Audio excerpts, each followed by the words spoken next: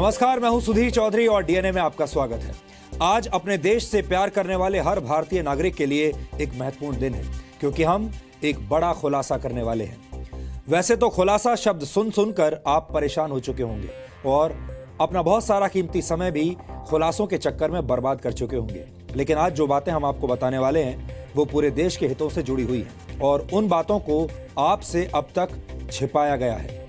आपको ये बात बहुत चुभेगी कि भारत सरकार कुलभूषण जाधव के मामले में भारत के खिलाफ पाकिस्तान का पक्ष रखने वाले वकील खावर कुरैशी की सेवाएं ले चुकी है।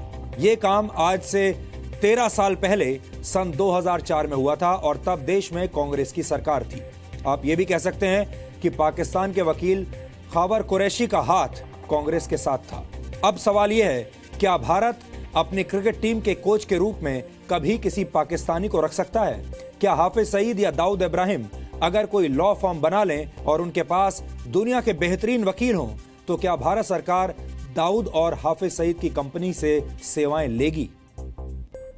क्या पाकिस्तानी मूल के व्यक्ति के हाथों में भारत की संवेदनशील जानकारियां सौंपी जा सकती हैं? अगर इन मामलों में ऐसा नहीं हो सकता तो फिर भारत सरकार एक पावर प्लांट से जुड़े सारे डिटेल्स उस व्यक्ति को कैसे सौंप सकती है जिसकी आस्थाएं सिर्फ और सिर्फ पाकिस्तान के साथ हैं? पाकिस्तान के साथ लंबी दुश्मनी का इतिहास होने के बावजूद 2004 में भारत सरकार ने एक पाकिस्तानी मूल के व्यक्ति को देश का वकील क्यों चुना? ये सवाल एक गहरे विश्लेषण की मांग करते हैं और आज की सबसे बड़ी खबर यही है। वैसे इंटरनेशनल कोर्ट ऑफ जस्टिस में भारत के हाथों करारी हार के बाद पाकिस्तान में भी हंगामा मचा हुआ है। वहां का मीडिया सरकार को दोष दे रहा है, जबकि वहां के एक्सपर्ट्स वकील खावर कुरैशी को इसके लिए जिम्मेदार मान रहे हैं और पाकिस्तान के न्यूज चैनल्स पर अपनी सरकार को पानी पी पी कर कोस रहे हैं। पाकिस्तान में माहौल वैसा ही है जैसा तब होता है जब पाकिस्तानी क्रिकेट टीम किसी मैच में भारत से हार जाती है। बस फर्क सिर्फ इतना है कि इस बार पाकिस्तान में टीवी नहीं तोड़े गए। यह पाकिस्तान से इंपोर्ट किया गया एक वीडियो विश्लेषण है जो आज आपको मिस नहीं करना चाहिए। और आज से ठीक 305 दिन पहले 18 जुलाई 2016 को हमने आपको बताया था कि कैसे कश्मीर में आतंकवाद फैलाने के लिए पाकिस्तान से करोड़ों रुपए की फंडिंग हो रही है। हमारी रिपोर्ट दिखाए जाने के बाद NIA यानी नेशनल इन्वेस्टिगेशन एजेंसी ने पिछले वर्ष अगस्त में इस मामले में एक रिपोर्ट दर्ज की थी और अब एक कदम आगे बढ़कर NIA ने कश्मीर में आतंकवादियों की फंडिंग के मामले में हुर्रियत कॉन्फ्रेंस के नेता सैयद अली शाह गिलानी सहित 4 नेताओं के खिलाफ प्रारंभिक जांच शुरू कर दी है। कश्मीर से जुड़ी इस बड़ी खबर पर हमारी नजर लगातार बनी हुई थी। इसके लिए फॉलोअप के लिए कुछ समय पहले जी मीडिया की एक टीम फिर से कश्मीर गई थी और वहां से हमें कई बड़ी और महत्वपूर्ण सूचनाएं मिली हैं।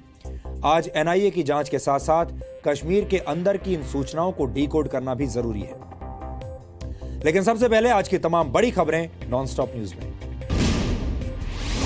कुलभूषण जाधव केस में करारी हार के बाद पाकिस्तान ने इंटरनेशनल कोर्ट ऑफ जस्टिस में पुनर्विचार याचिका दाखिल की है। पाकिस्तानी मीडिया के मुताबिक याचिका में कोर्ट से 6 हफ्ते में सुनवाई पूरी करने की मांग भी की गई है। इसके अलावा पाकिस्तान ने ICJ में वकीलों की नई टीम भेजने का भी फैसला किया है। पाकिस्तान के प्रधानमंत्री नवाज शरीफ के विदेश मामलों के सलाहकार सरताज अजीज ने कहा है कि नई team international court of justice में मजबूती से पक्ष रखेगी। पाकिस्तान की प्रमुख विपक्षी पार्टी पाकिस्तान पीपल्स पार्टी ने आरोप लगाया है कि ICJ में नवाज सरकार ने 7 करोड़ खर्च करके कमजोर वकीलों की टीम भेजी थी। NIA ने कश्मीर में पाकिस्तान से हो रही आतंकी फंडिंग पर हुर्रियत कॉन्फ्रेंस के 4 बड़े नेताओं की जांच शुरू कर दी है। NIA के 5 अफसरों की टीम ने आज श्रीनगर पहुंचकर काम शुरू कर दिया। हुर्रियत नेता सैयद अली शाह गिलानी, नईम खान, फारूक अहमद डार और गाजी जावेद बाबा के खिलाफ प्राथमिकी दर्ज की गई है। तो ये इन्फॉर्मेशन थी कि हुर्रियत लीडर्स को पाकिस्तान के ग्रुप से, टेररिस्ट ग्रुप से पैसा आ रहा है यहाँ कश्मीर में सबवर्सिव एक्टिविटीज करने के लिए, गवर्नमेंट की प्रॉपर्टी को डैमेज करने के लिए, स्कूल्स को जलाने के लिए। इस सूचना के आधार पर यह प्रिलिमिनरी इंक्वायरी हमने दर्ज की है और अब हमारी जांच शुरू हो गई है। जी न्यूज ने 1 साल पहले खुलासा किया था कि कश्मीर में नौजवानों को पत्थरबाजी के लिए उकसाने और सरकारी इमारतें जलाने के लिए ISI पैसा भेज रही है और ये फंडिंग लश्कर तैयबा के सरगना हाफिज सईद के जरिए हुर्रियत नेताओं तक पहुंचाई जा रही है। इस पूरी कश्मीरी कौम को जलील किया जा रहा है, इस तहरीक को बदनाम किया जा रहा है। इस बीच ईडी ने भी हुर्रियत नेता शब्बीर शाह को मनी लॉन्ड्रिंग मामले में समन भेजा है। शाह को 25 मई को पेश होने को कहा गया है। रक्षा मंत्री अरुण जेटली ने आज लाइन ऑफ कंट्रोल पर पहुंचकर पाकिस्तान को कड़ी चेतावनी दी। बारामूला में फॉरवर्ड पोस्ट का दौरा करने के बाद जेटली ने कहा कि सेना घुसपैठियों को रोकने के लिए हर वक्त तैयार है। दुश्मन जब जब सीज फायर तोड़ेगा, सेना हर बार मुंह तोड़ जवाब देगी।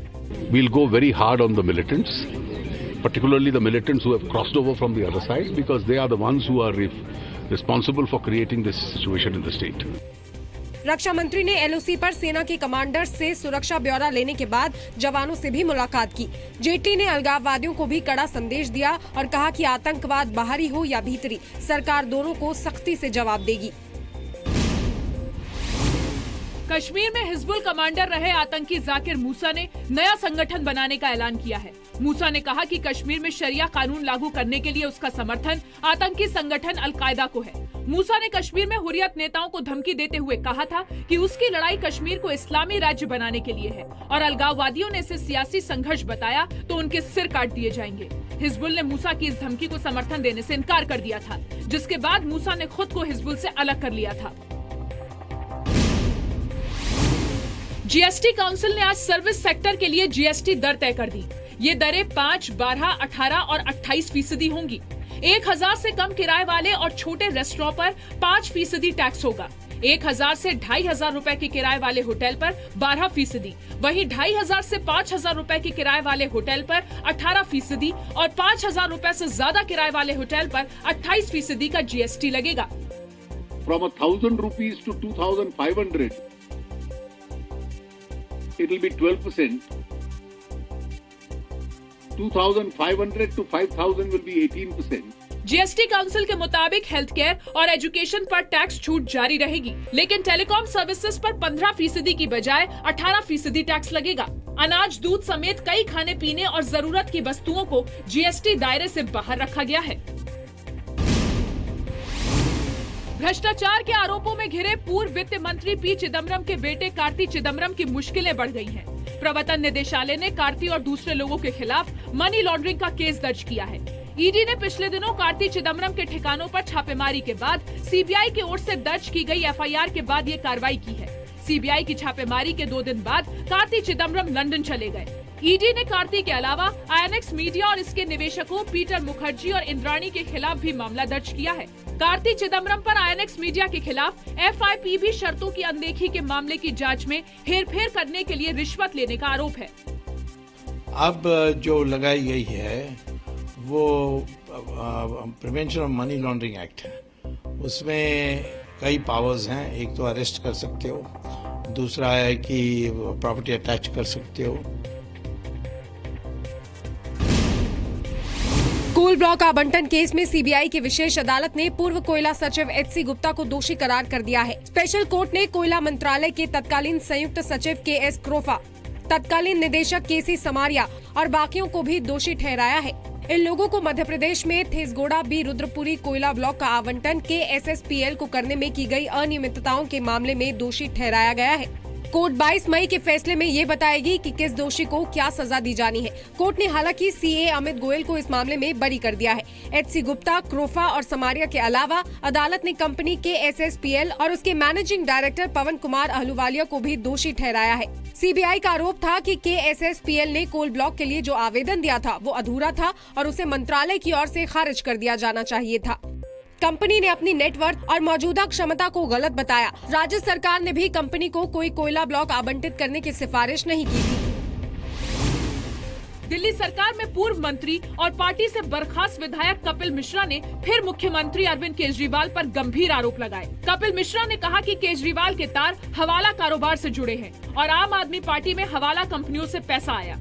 पिछले संडे को मैंने कुछ डॉक्यूमेंट्स, दस्तावेज और सबूत पूरे देश के सामने रखे थे कि किस प्रकार से हवाला और काला धन आम आदमी पार्टी के खाते में आ रहा है। कपिल मिश्रा ने दावा किया कि मुकेश कुमार नाम के जिस व्यक्ति ने आम आदमी पार्टी को 2 करोड़ का चंदा देने की बात कबूली है, उसे केजरीवाल ने हवाला के धंधे का सच छिपाने के लिए इस्तेमाल किया है।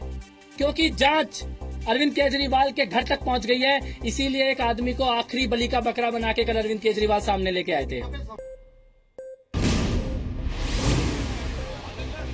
उत्तराखंड के विष्णुप्रयाग में भारी बारिश और भूस्खलन की वजह से चट्टान खिसकने से बद्रीनाथ हाईवे बंद हो गया है। सड़क बंद होने से करीब 15,000 टूरिस्ट फंस गए हैं। बारिश की वजह से दोपहर बाद पहाड़ से हाईवे पर पत्थर गिरने शुरू हो गए थे, जिसके बाद प्रशासन ने यात्री वाहनों को जाने से रोक दिया। चट्टान गिरने से हाईवे का कुछ हिस्सा क्षतिग्रस्त हो गया है। बद्रीनाथ धाम में फंसे हुए यात्रियों को फिलहाल वहीं रुकने के लिए कहा गया है। जहाँ तक यात्रियों का प्रश्न है, तो क्योंकि सूचना हमारे पास पहले से थी, तो हमने पहले से ही अलर्ट थे, इसलिए कोई कैजुअलिटी नहीं है। कुछ यात्री गोविंद घाट में हैं, तो उनका अरेंजमेंट हम लोगों ने गुरुद्वारा में करा दिया है। यूपी के सीएम योगी आदित्यनाथ ने कहा है कि राज्य में अपराध के लिए कोई जगह नहीं है। योगी ने अपराधियों से कड़ाई से निपटने की बात कही है। पूरी निर्ममता के साथ निपटेंगे ऐसे तत्वों से, और यह तय है कि अगर किसी ने किसी गरीब, किसी निरीह, किसी कमजोर, किसी व्यापारी का उत्पीड़न किया, तो फिर उसको अपने भविष्य के बारे में स्वयं सोचना पड़ेगा। वहीं यूपी में सीएजी की रिपोर्ट से 5 साल राज करने वाली अखिलेश सरकार सवालों के घेरे में आ गई है। रिपोर्ट से खुलासा हुआ है कि अखिलेश सरकार के फैसलों की वजह से उत्तर प्रदेश को करोड़ों के राजस्व का नुकसान हुआ। 20 करोड़ के बेरोजगारी भत्ते बांटने के लिए अखिलेश यादव की सरकार ने 15 करोड़ रुपए खर्च कर दिए। यूपी का सीएम बनने के बाद योगी आदित्यनाथ पहली बार 31 मई को अयोध्या जाएंगे। योगी दिगंबर अखाड़ा के महंत सुरेश दास से अयोध्या के मुद्दों पर बातचीत भी करेंगे। सीएम मणिराम दास छावनी भी जाएंगे। मुख्यमंत्री योगी श्री राम जन्मभूमि न्यास समिति के अध्यक्ष महंत नृत्य गोपाल दास से मुलाकात करेंगे और छावनी में कथा के शुभारंभ में भी हिस्सा लेंगे। चुनाव आयोग ईवीएम से छेड़छाड़ साबित करने की चुनौती के लिए पूरी तरह तैयार है। कल इसके लिए तारीखों का ऐलान किया जाएगा। आयोग की ओर से ईवीएम और वीवीपैट मशीन पर कल करीब 2 घंटे का डेमो भी दिया जाएगा। हाल ही में हुए 5 राज्यों के विधानसभा चुनावों के नतीजे आने के बाद कांग्रेस, बीएसपी और एएपी समेत कई विपक्षी पार्टियों ने ईवीएम में छेड़छाड़ का आरोप लगाया था, जिसके बाद 12 मई को चुनाव आयोग ने सर्वदलीय बैठक भी बुलाई थी। उसी मीटिंग में आयोग ने कहा था कि ईवीएम को गलत बताने वालों को अपने आरोप साबित करने होंगे। केंद्रीय मंत्री अनिल माधव दवे का आज भोपाल के पास नर्मदा किनारे बांद्रा भान में पूरे राजकीय सम्मान के साथ अंतिम संस्कार किया गया। दवे की अंतिम यात्रा में हजारों लोग शामिल हुए।